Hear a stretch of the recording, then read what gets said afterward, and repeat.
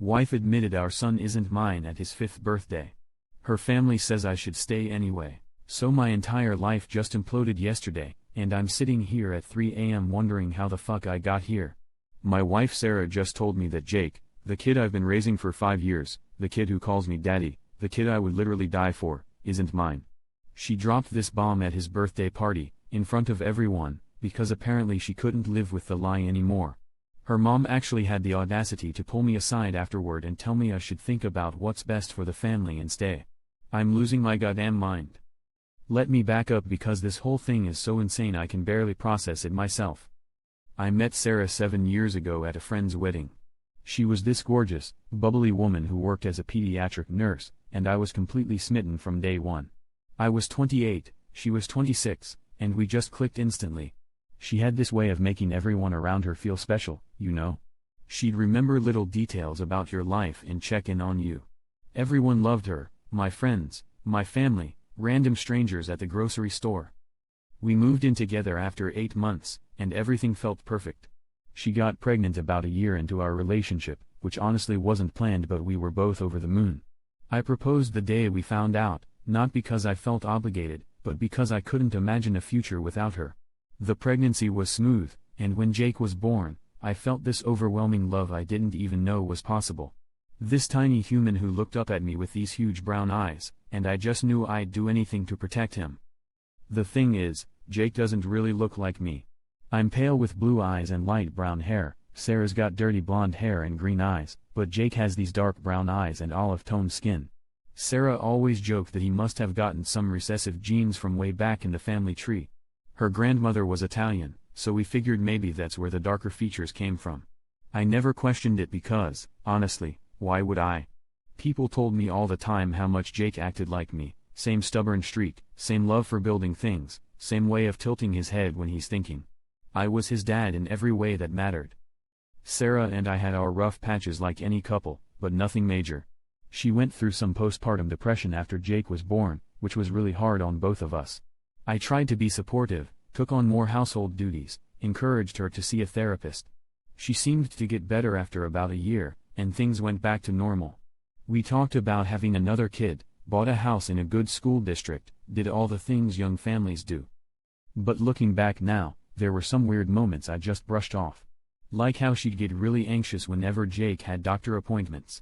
She always insisted on going alone, said it was easier with just one parent, or how she'd change the subject whenever anyone mentioned Jake's appearance. Her friend Emma made a comment once about how Jake didn't look like either of us, and Sarah got really defensive and snappy about it. There was also this thing with her ex, Marcus. They dated for like 3 years before we met, broke up about 6 months before Sarah and I started dating. He was this tall guy with dark hair and brown eyes, basically looked like he could be Jake's biological father, though that thought literally never crossed my mind until yesterday. Marcus moved across the country for work right around the time Sarah and I got serious, so he wasn't really in the picture. But Sarah would sometimes get weird when his name came up in conversation, or if we ran into mutual friends who mentioned him. About 2 years ago, Sarah started acting differently. More distant, spending a lot of time on her phone, working extra shifts. I thought maybe she was going through something, work stress, maybe some depression coming back. I tried to talk to her about it multiple times, but she kept insisting everything was fine. She started picking fights over stupid stuff, seemed irritated with me constantly. I suggested couples therapy, but she said we didn't need it. The thing that should have been a red flag was how she started questioning our relationship more. She'd make comments about whether we got together too young, if we'd missed out on experiencing other people. She'd see movies or TV shows about people who had these passionate, dramatic love affairs and make wistful comments about how we were probably too practical and settled. I thought it was just her going through some kind of quarter-life crisis thing, so I tried to be more romantic, plan surprise dates, that kind of stuff. Then there was the phone thing. Sarah had always been pretty open with her phone, we knew each other's passcodes, would grab each other's phones to check texts or whatever. But suddenly she got really protective of it. Started taking it to the bathroom, keeping it face down during dinner, sleeping with it under her pillow. When I mentioned it, she said I was being paranoid and controlling. That really messed with my head because I'd never been the jealous type, but her reaction was so over the top that it made me more suspicious. I'm ashamed to admit this, but about a year ago I did look at her phone when she was in the shower. I found some texts with her sister Lisa that were weird and vague. Stuff like I don't know how much longer I can do this and he deserves to know the truth, and Lisa responding with things like you'll figure it out and think about Jake. I confronted Sarah about it, and she completely lost it. Started screaming about how I violated her privacy and that she was obviously talking about work stress. She made me feel like such an asshole for looking that I apologized and dropped it. But things kept getting weirder. Sarah's family started acting strange around me. Her parents, who had always treated me like their own son, became kind of distant and formal. Her mom would give me these sad, pitying looks, and her dad stopped asking me about work or sports or anything personal. Her sister Lisa could barely make eye contact with me. I thought maybe I'd done something to offend them, but whenever I asked Sarah about it, she'd say I was imagining things. The worst part was watching Sarah with Jake. She'd get emotional at random times, like she'd be watching him play with his toys and just start crying. When I'd ask what was wrong, she'd say something about him growing up so fast. She started taking tons of pictures and videos of me and Jake together, which seemed sweet at the time but now feels like she was documenting our relationship because she knew it was going to end.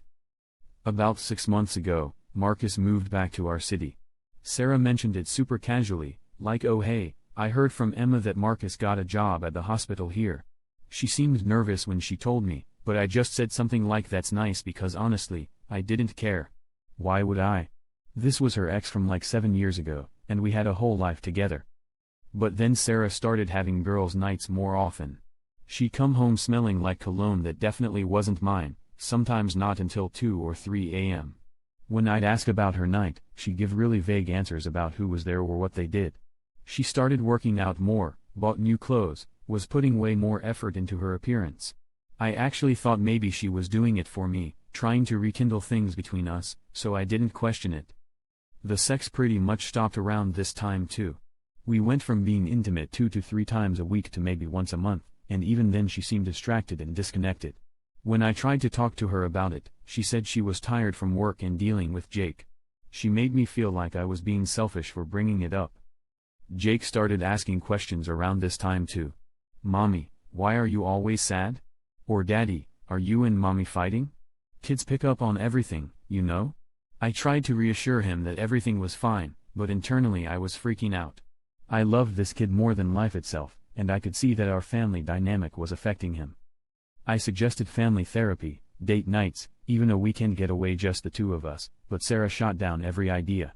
She said I was being dramatic and that all couples go through rough patches. She made me feel like I was the problem for wanting to work on our relationship. Fast forward to last week. We were planning Jake's 5th birthday party, and Sarah was being weird about the whole thing. She kept asking if we really needed to invite everyone, suggesting we keep it small. She seemed especially anxious about inviting my parents, who absolutely worshipped Jake. They've been such amazing grandparents, always showing up for him, taking him on special outings, spoiling him rotten. My dad taught him how to ride a bike, my mom reads him bedtime stories every time they babysit. The thought of them losing him is honestly breaking my heart. The party was yesterday at our house. Nothing fancy, just family and a few of Jake's friends from preschool. Jake was so excited, running around in his superhero costume, opening presents, being his usual adorable self. I was following him around with the camera, trying to capture every moment, when I noticed Sarah was acting really strange. She was pale, kept checking her phone, barely interacting with anyone.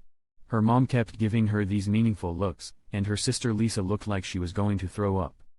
After we did the cake and sang happy birthday, most of the kids and their parents had left. It was just family hanging around, cleaning up and letting Jake play with his new toys. Sarah suddenly stood up and said she needed to talk to everyone. My stomach dropped because her tone was so serious, like someone had died. She looked directly at me and said, "I need to tell you something about Jake." I immediately thought something was wrong with him health-wise, like maybe she found out about some medical issue. But then she just blurted out, "Jake isn't your biological son. I'm so sorry, I should have told you years ago."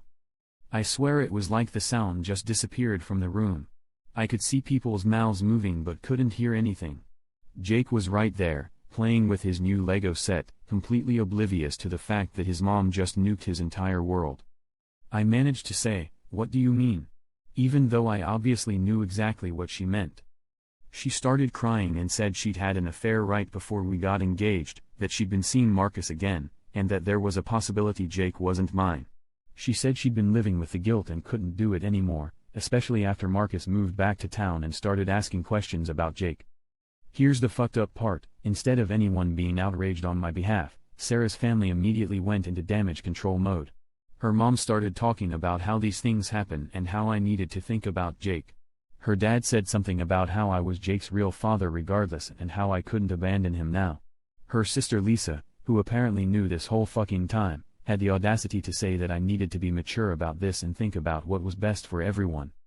My own parents were just sitting there in shock. My mom started crying, and my dad looked like he wanted to punch someone. But they didn't say anything because Jake was right there, and we were all trying not to traumatize him further. I asked Sarah if she was sure, and she said she'd taken a DNA test behind my back a few months ago when Marcus started expressing doubts about her timeline. The test confirmed that Marcus is Jake's biological father. She'd been in contact with him, and apparently he wants to be involved in Jake's life now. I just lost it. I told everyone I needed air and walked out of my own house. I sat in my car for like 2 hours, just trying to process everything. When I came back inside, most people had left. Sarah's mom was helping clean up and gave me this speech about how I needed to do the right thing and stay for Jake's sake. She said that leaving would be selfish and that Jake needed stability. Jake came up to me with one of his new toys and said, "Daddy, look what I built." And I just fucking broke down. This kid has no idea that his entire world just changed. He doesn't know that the man he calls daddy isn't actually his biological father, or that there's this whole other man who apparently wants to swoop in and play dad. Sarah tried to talk to me last night after Jake went to bed. She kept saying she was sorry and that she never meant for it to go this far. She said she loved me and wanted our family to stay together, that we could work through this. She made it sound like her cheating and lying for 5 years was just some minor obstacle we could overcome with enough effort. I asked her about Marcus, and she admitted she'd been seeing him on and off since he moved back. She swore it wasn't physical, just emotional support while she figured out what to do about Jake. But then she slipped and mentioned something about him wanting to take Jake to a baseball game, which made it pretty clear they'd been planning some kind of future together. This morning I called in sick to work and took Jake to the park, just the two of us. He was so happy, chattering away about his party and his presents, holding my hand and calling me daddy like he has for his entire life. How do I explain to a 5-year-old that his mommy lied and his daddy isn't really his daddy? How do I tell him that there's this stranger who's going to want to spend time with him? And honestly, I don't know what the fuck I'm supposed to do here. I love Jake more than anything in this world. I've been his father since the day he was born. I taught him to walk, comforted him through nightmares, kiss his scraped knees better. The thought of not being in his life every day is killing me. But how do I stay married to someone who lied to me for 5 years? How do I trust anything Sarah says ever again? The worst part is that I feel like the bad guy here. Sarah's family is acting like I'm being unreasonable for being upset. They keep emphasizing how much Jake loves me and needs me, like I'm the one who created this situation. I'm getting texts from her sister about how I need to step up and be there for Jake during this transition. But what about what I need? What about the fact that my wife cheated on me and lied about my son's paternity for 5 years? What about the fact that I've been living a complete lie? I keep thinking about all the moments I treasured, when Jake was born and I cut the umbilical cord, his first steps, teaching him to ride a bike, him falling asleep on my chest during movies. Were those moments ever real if he's not actually mine? But then I think about Jake asking me to help him with his shoes this morning, or the way he hugs me when I get home from work, and I can't imagine not being his dad. Biology doesn't change the fact that I love this kid with everything I have. I'm supposed to meet with a lawyer tomorrow to talk about my options, but I honestly don't even know what I want. Do I file for divorce and fight for partial custody of a kid who isn't legally mine? Do I try to make this work with Sarah for Jake's sake? Do I step aside and let Marcus take over as the real dad? I called my brother last night and told him everything. He's the only person who's actually acknowledged how fucked up this whole situation is. He said he'd support whatever decision I made, but that I shouldn't light myself on fire to keep other people warm. He pointed out that Sarah made the choice to cheat and lie, and now she's trying to make her mess my responsibility to fix. My parents called this morning and said they'd love and support Jake no matter what, and that they'd love and support whatever decision I made. My mom said something that really stuck with me: you can't save a family by sacrificing yourself. Sarah keeps texting me about how we can work through this, how counseling can help us rebuild trust, how Jake needs both his parents. But she's also mentioned that Marcus wants to meet with me to discuss the situation, which feels like she's already planning our son's future with another man. I found myself looking through Jake's baby pictures this morning, wondering how I never saw the resemblance to Marcus. But honestly, when you love someone, you see what you want to see. I saw my determination in his stubborn streak, Sarah's kindness in his empathy, my sense of humor in his silly jokes. Maybe none of that was genetics, maybe it was all just wishful thinking. The thing that's really fucking with my head is wondering what other lies there might be. If Sarah could lie about something this huge for 5 years, what else has she been dishonest about? Our entire relationship feels tainted now. Every memory, every milestone, every moment of happiness, was any of it real? I keep going back and forth between wanting to fight for my family and wanting to run as far away as possible. Jake didn't ask for any of this. He's an innocent kid who loves his daddy and doesn't understand why the adults in his life are acting so weird. But I'm also a human being who deserves honesty and respect from his partner. TBH, the response from Sarah's family is almost worse than the initial betrayal. The fact that they think I should just suck it up and deal with it because it's best for Jake is insane to me. Like, what about what's best for me? What about the fact that I've been living a lie? I'm scared that if I leave, Jake will think I abandoned him. I'm scared that Marcus will turn him against me or that Jake will prefer his real dad. But I'm also scared that if I stay, I'll resent Sarah and Jake for keeping me trapped in this situation. Part of me wonders if I should have seen this coming. Were there signs I ignored? Should I have demanded a paternity test when Sarah got defensive about Jake's appearance? But then I think, what kind of relationship requires paternity tests? I trusted my wife. I believed her when she said they were my genetics he'd inherited. I guess I'm posting this because I need to hear from people who aren't emotionally invested in this situation. Everyone in my real life has an opinion about what I should do for Jake's sake, but no one's really acknowledging how fucking devastating this is for me. If you've made it this far, thanks for listening. I know this is a novel, but I'm just trying to process everything. Any advice, similar experiences, or just empathy would be appreciated. I feel pretty alone right now. Update, 2 days later. Holy shit, this blew up. Thank you to everyone who took the time to read and respond. The support has been overwhelming, and honestly, it's helped me feel less crazy. A lot of you pointed out things I hadn't considered, and some of you shared your own experiences that really hit home. First, the lawyer meeting was enlightening and depressing. The good news is that in my state, since I'm listed on Jake's birth certificate and have acted as his father for 5 years, I have parental rights that can't just be taken away. I could potentially get joint custody even in a divorce. The bad news is that Marcus could also petition for parental rights, and there's a chance Jake could end up with 3 legal parents, which sounds like a fucking nightmare for everyone involved, especially him. The lawyer also pointed out something I hadn't thought about: the financial implications. I've been paying for Jake's healthcare, daycare, clothes, toys, everything for 5 years. Legally, I might be able to pursue Sarah and/or Marcus for reimbursement, but practically speaking, that would just be taking money away from Jake's future.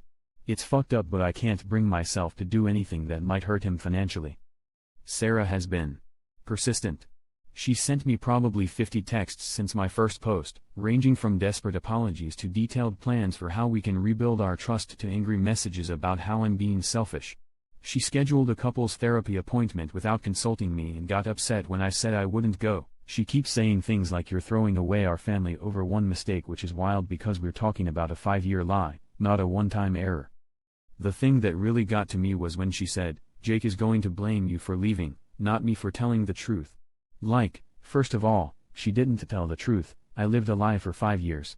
Second, way to try to manipulate me using my love for Jake. It's becoming clear that Sarah is more concerned about managing the fallout than actually making amends. Marcus reached out yesterday, which was surreal. He sent me a long email basically saying he had no idea Jake existed until recently, and that he doesn't want to disrupt Jake's life but feels he has a responsibility to be involved now that he knows. He suggested we meet for coffee to work out an arrangement that's best for everyone. Here's what really pissed me off about his email. he kept referring to Jake as our son and talking about how we both want what's best for him. Dude, Jake is not our son. I've been his only father for 5 years while you were living your life completely unaware he existed. The presumption that he gets to just walk in and start making parenting decisions is incredible. But then I realized something that several commenters pointed out: Marcus is probably just as blindsided by this as I am. Sarah lied to him too. He's finding out he has a 5-year-old son he never knew about. That's got to be a mindfuck in its own way. Jake has been asking questions about why mommy and daddy seem sad lately. Kids are so perceptive. Yesterday he asked if we were getting divorced, which broke my heart because I haven't even decided what I'm doing yet, but clearly the tension in the house is affecting him. I told him that sometimes adults have complicated feelings but that both mommy and daddy love him very much, which felt both true and completely inadequate. Sarah's mom came by yesterday, without Sarah, thankfully, and tried to have another heart-to-heart with me about doing the right thing. She brought photo albums of Jake's baby pictures and kept pointing out moments where I looked so happy to be his dad. It felt manipulative as hell, but also made me realize how much joy Jake has brought to my life. Those moments were real, even if they were built on a lie. But then she said something that really bothered me: Jake doesn't need to know the truth right now. You can work things out with Sarah and just keep this between the adults. The idea of continuing to lie to Jake, even to protect him, feels wrong. He deserves honesty, even if it's age-appropriate honesty. Plus, Marcus wants to be involved now, so it's not like this can stay secret forever. I've been doing a lot of thinking about what love actually means. Do I love Jake because I thought he was genetically mine, or do I love him because of who he is as a person? Honestly, it's the latter. He's funny and curious and kind, and those qualities have nothing to do with DNA. But I'm still grieving the loss of what I thought our relationship was.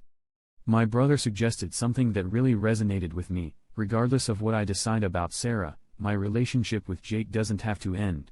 Even if Marcus becomes involved, I can still be a father figure in Jake's life if that's what Jake wants. It might be complicated, but it's not impossible. I've started seeing a therapist, which someone in the comments recommended. First session was yesterday, and honestly, it helped just to talk through everything with someone neutral. She pointed out that I'm trying to make permanent decisions while I'm still in crisis mode, which probably isn't wise. She suggested taking things one day at a time for now. One thing that's become clear is that I can't stay in this marriage just for Jake's sake. The trust is completely shattered, and I don't think it can be rebuilt. Sarah had 5 years to tell me the truth, multiple opportunities when I directly asked about things that seemed off.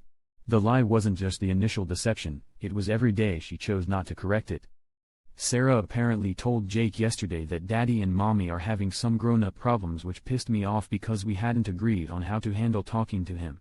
She's making unilateral decisions about our son while simultaneously begging me to stay and work things out. The lack of respect for my role in Jake's life is pretty telling. I am planning to respond to Marcus's email and agree to meet, but I want to establish some ground rules first. Jake is my biggest priority, and any transition needs to be gradual and child-focused. I'm not interested in some dramatic custody battle or confusing Jake with too many changes at once. The weirdest part of all this is that I'm actually not angry anymore. I was furious for the first few days, but now I just feel tired. Tired of being lied to, tired of having to make impossible decisions, tired of everyone having opinions about what I should do with my life. I miss the life I thought I had, but I'm starting to accept that it was never real in the first place. Sarah and I weren't the happy couple I believed we were. She was carrying this massive secret and apparently having an ongoing emotional, and possibly physical, affair with Marcus. That's not the foundation for a healthy marriage. Several people asked about the DNA test. Yes, I'm going to get an independent one done just to be absolutely sure, even though Sarah says she already has the results. I need to see it myself. There's also a part of me that's hoping against hope that maybe she's wrong, even though logically I know she's probably not. The hardest part is the uncertainty about what Jake's life will look like going forward. I want him to have stability and love, which might mean stepping back and letting Marcus take over as the primary father figure. But it might also mean fighting to maintain my role in his life even if it's complicated. I honestly don't know yet. What I do know is that I can't sacrifice my own well-being to maintain a lie. Jake deserves adults in his life who are honest and healthy, not people who are trapped in resentment and deception. If that means our family looks different than it does now, so be it. Update 2. 1 week later. This has been the longest week of my life. So much has happened that I barely know where to start, but I promised updates, so here goes. First, I met with Marcus yesterday. It was weird, but not as hostile as I expected. We met at a coffee shop near his work, and honestly, he seemed as lost and overwhelmed as I felt. He brought copies of the DNA test results, matching what Sarah had shown me, and was very straightforward about everything. Turns out, Sarah reached out to him about 6 months ago when he moved back to town. She told him she had something important to discuss but kept putting off actually having the conversation. According to Marcus, she finally told him about Jake 3 weeks ago, right before she told me. So while I'm pissed that she was talking to him about our son behind my back, at least it wasn't some long-term conspiracy. Marcus was actually pretty respectful about the whole thing.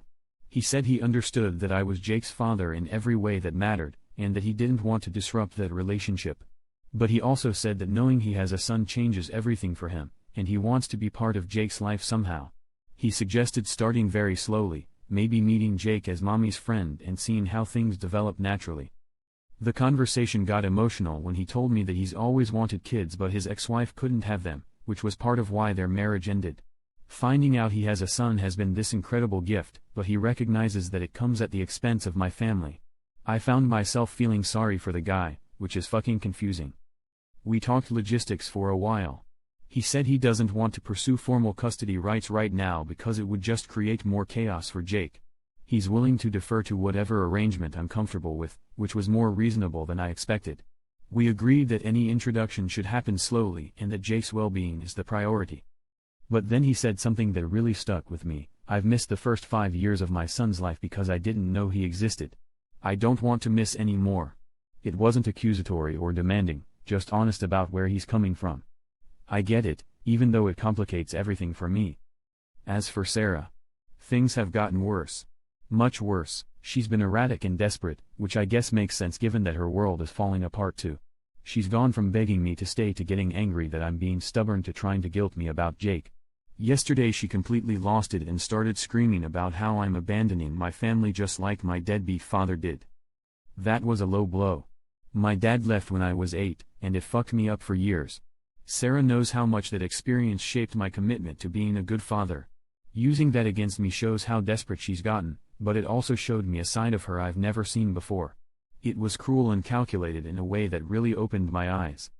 The Jake situation is the hardest part. I've been staying in our guest room while I figure out my next steps, which means I'm still seeing him every day. He knows something is wrong but doesn't understand what. He's been extra clingy with me, wanting me to read extra bedtime stories and asking if I'm going anywhere. It's breaking my heart.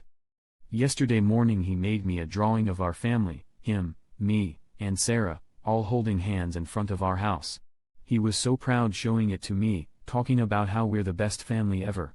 I had to go to the bathroom to cry after that.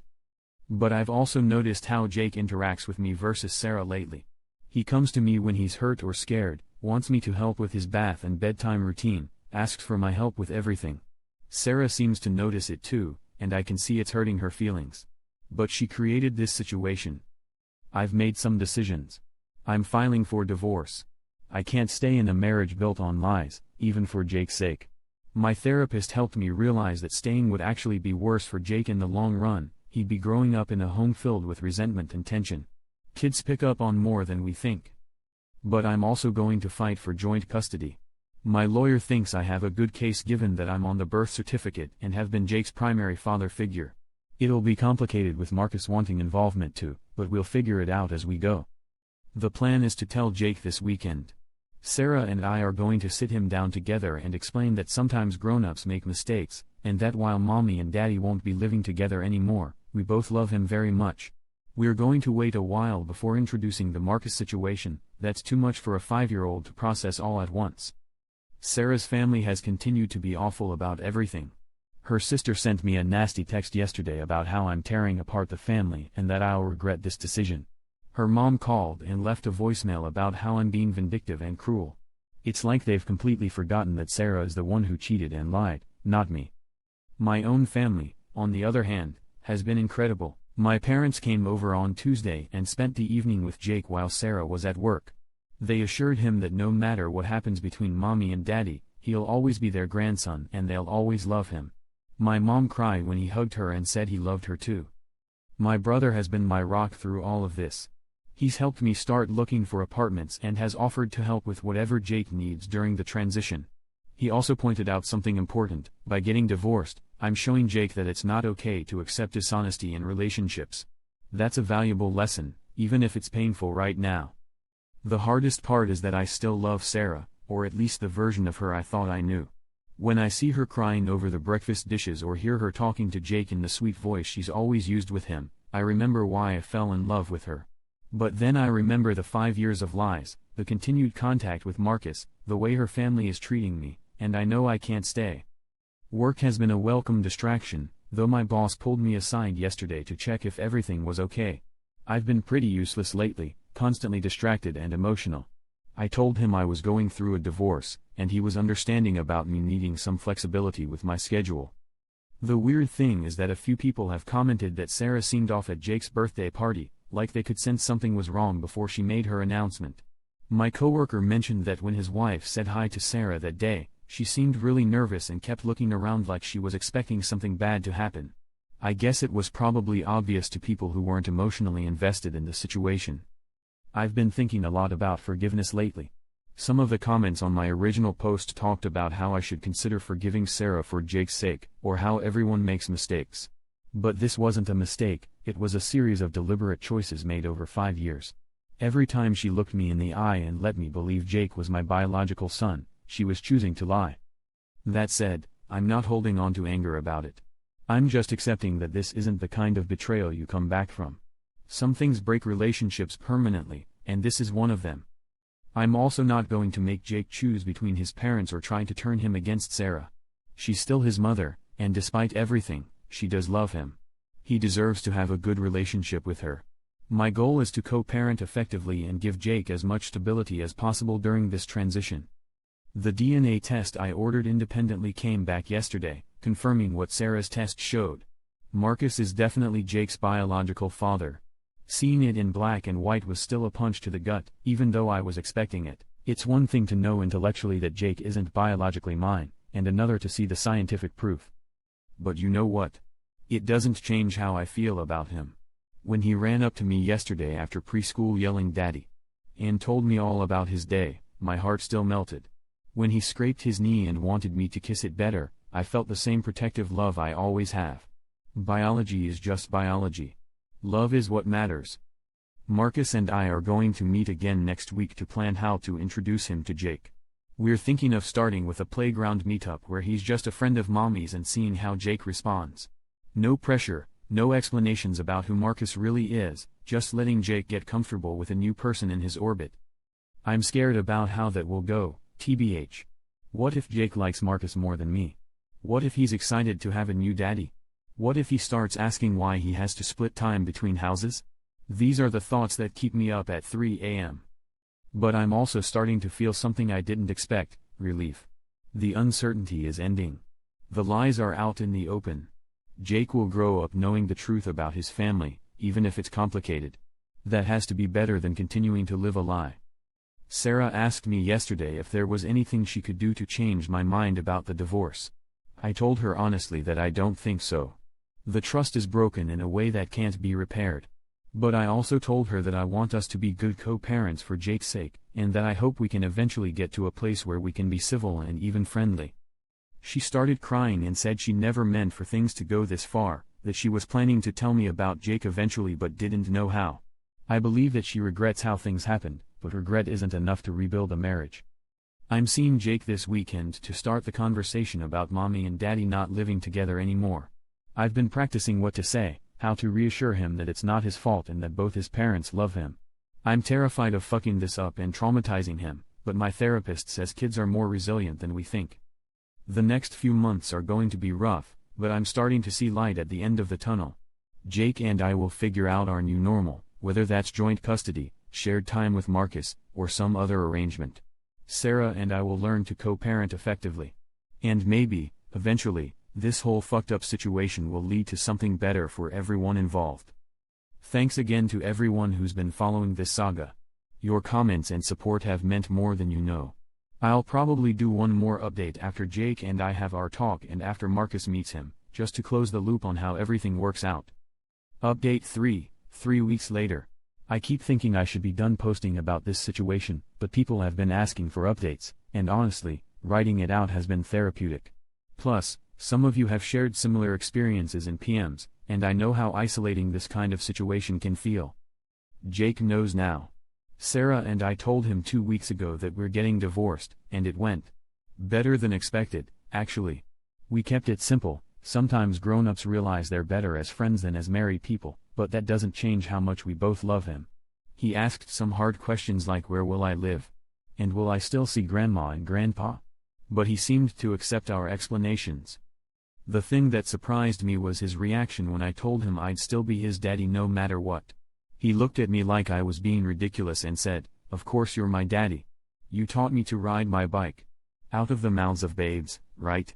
It was such a simple way of looking at it. I'm his dad because of what we've done together, not because of biology. We haven't told him about Marcus yet. My therapist suggested waiting until after he adjusts to the divorce news, and I think that was smart. One massive change at a time. Marcus met Jake last Saturday, and it was okay. We arranged to meet at a playground, and I introduced Marcus as a friend of Mommy's who wanted to meet you. Jake was shy at first but warmed up when Marcus started pushing him on the swings.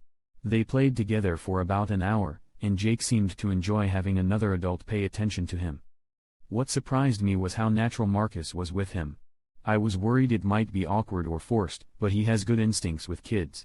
He didn't try too hard to impress Jake or overwhelm him with attention. He just played with him.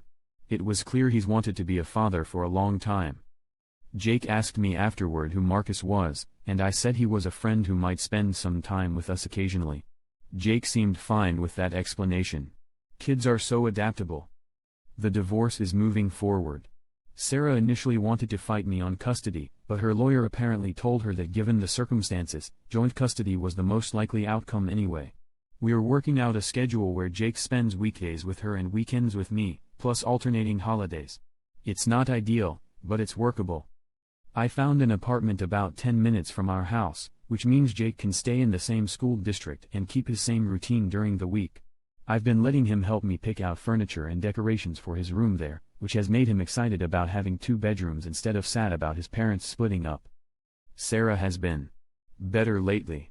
I think she's finally accepted that the marriage is over and has stopped trying to change my mind. She's been respectful about the custody arrangement and has even been helpful in terms of scheduling and logistics. We still have some tense moments, but we're learning to co-parent civilly. Her family, on the other hand, is still acting like I'm the villain in this story. Her sister actually confronted me at Jake's preschool pickup last week, telling me I was destroying that poor boy's life and that I'd regret this someday. It was embarrassing and uncalled for, especially in front of other parents. I told her that if she couldn't be respectful, she needed to stay away from me and Jake. My own family continues to be amazing. My parents have made it clear to Jake that he'll always be their grandson, and they've been helping with babysitting during the transition. My dad has been especially great. He's been taking Jake on boys' days while I handle divorce paperwork and apartment hunting. The strangest thing has been the reaction from friends and acquaintances.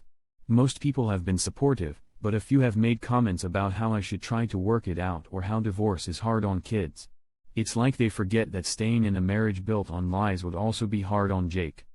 My friend Dave really pissed me off last week when he said, "Yeah, but you love the kid anyway, right? So what does it matter?" Like it's that simple. Of course I love Jake, that was never the question. But acting like Sarah's betrayal is irrelevant because I love my son is insulting. Work has been a good distraction. I got promoted last month, which came with a raise that will help with the increased expenses of maintaining 2 households. My boss has been understanding about me needing time for divorce proceedings and apartment hunting. The biggest challenge has been the emotional roller coaster. Some days I feel confident about the decisions I've made and optimistic about the future. Other days I'm overwhelmed by grief for the family I thought we were and terrified about how this will affect Jake long term. Last week I had a moment where I was helping Jake with his bath, and he said something about how Marcus was nice and maybe could come to the playground again soon. My immediate reaction was jealousy and fear. What if Jake starts preferring Marcus? What if he realizes Marcus is his real dad and decides that's more important than our relationship?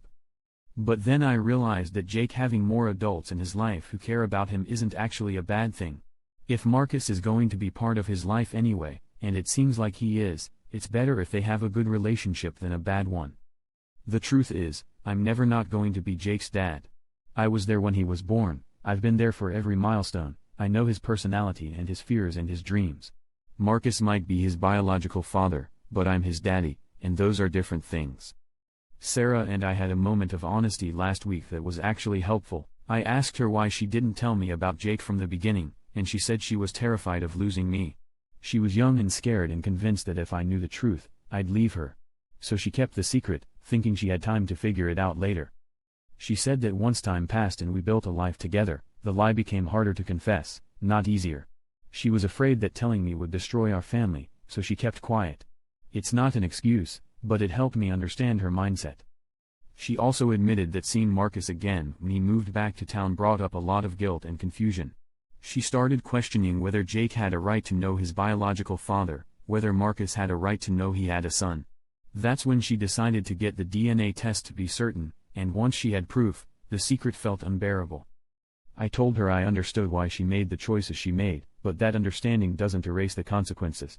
Trust isn't just about love, it's about honesty and respect, and those can't exist when one person is carrying a secret that big. We also talked about Marcus's role going forward. Sarah wants to tell Jake the truth about his biological father eventually, but we agreed to wait until he's older and can better understand the situation. For now, Marcus will just be a family friend who spends some time with us. That arrangement is working okay so far. Marcus joined us for lunch last Sunday, and Jake was excited to see him again.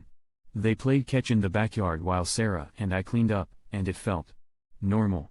Weird, but normal. Marcus and I have developed an unexpected rapport. We text occasionally about Jake. Marcus will ask how preschool is going or if Jake liked a book Marcus bought him. It's not friendship exactly, but it's respectful communication focused on what's best for Jake. The hardest part is still the nights. When I'm alone in my new apartment, I sometimes feel overwhelmed by how much my life has changed. 6 months ago, I thought I had a happy marriage and a biological son. Now I'm divorced and co-parenting with my ex-wife's affair partner. It's surreal. But then Jake will call me before bedtime to tell me about his day, or he'll run to me excitedly when I pick him up for the weekend, and I remember that the most important thing hasn't changed. I'm still his dad, and he's still the best part of my life.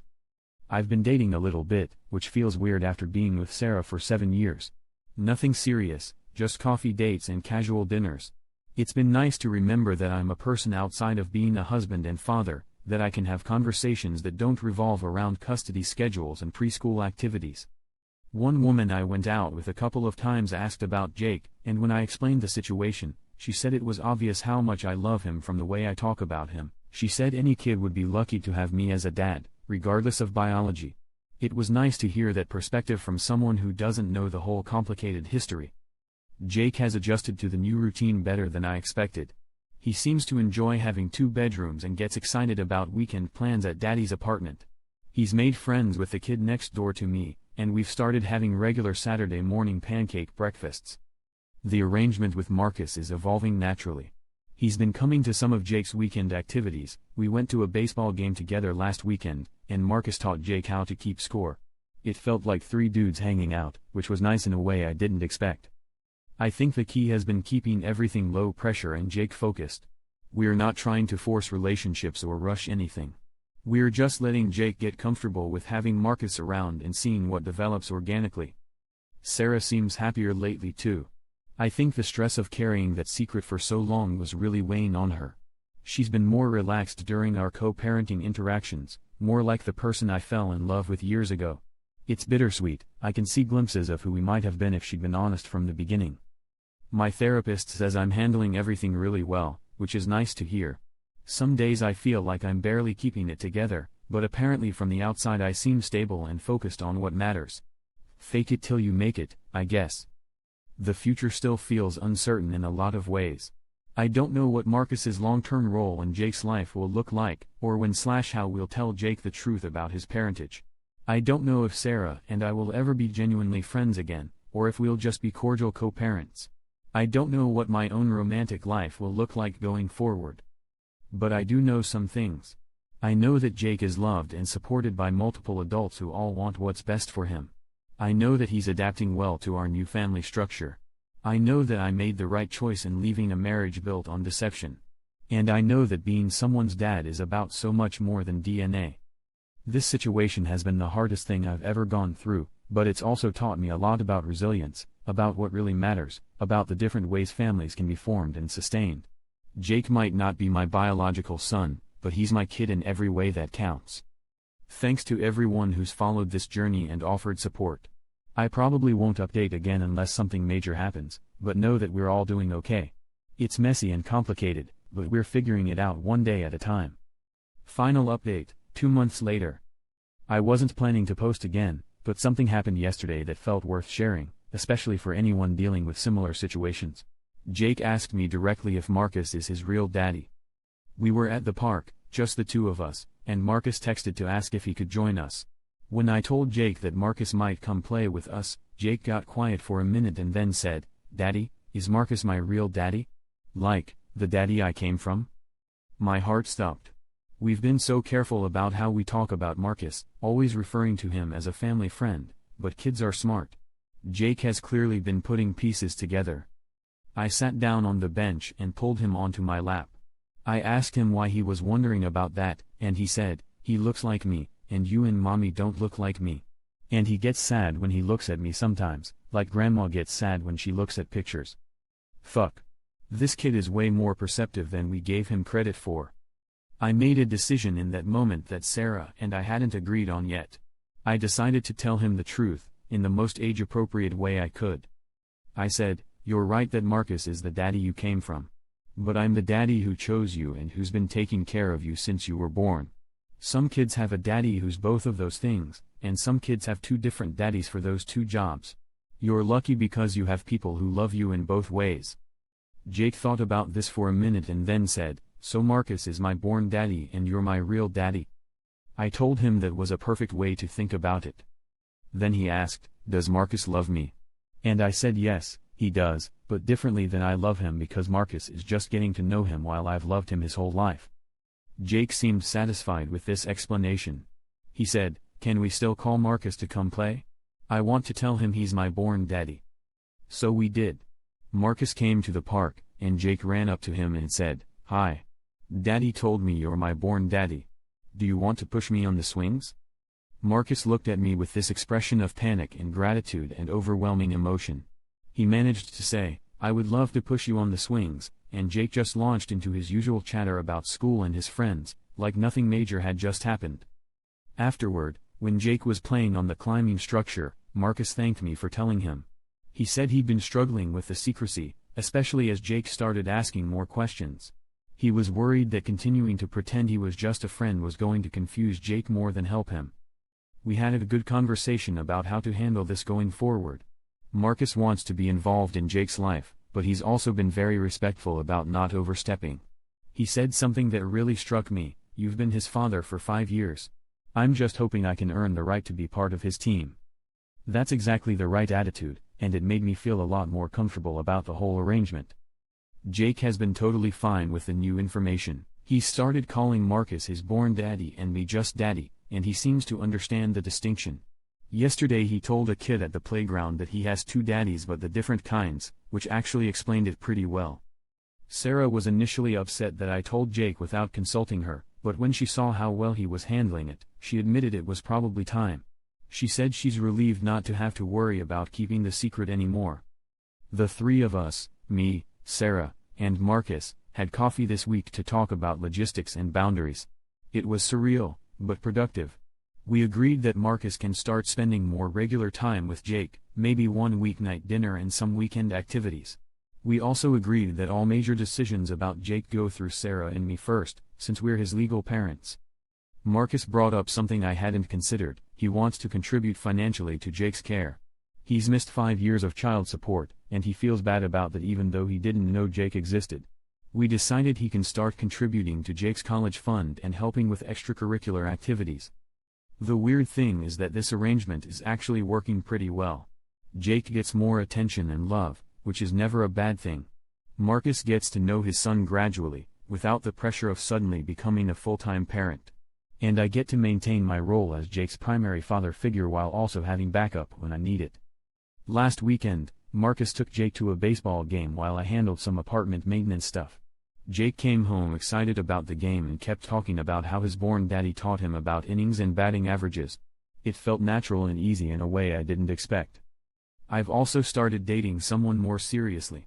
Her name is Amy, and she's a teacher at Jake's school, which is how we met. Parent-teacher conferences are apparently good for more than just discussing reading levels. She knows the whole complicated situation with Jake's parentage, and she's been incredibly understanding and supportive. Jake likes her, which was one of my biggest worries about dating again. She's great with kids obviously, and she doesn't try to replace Sarah or overstep boundaries. She just treats Jake like a cool kid she enjoys spending time with, which is perfect for where we are right now. Sarah has started dating too, which was weird at first but is probably healthy. She's seen a guy from work who seems nice enough and who's good with Jake.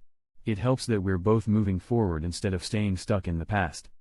The most unexpected development is that Marcus and I have become friends, I guess.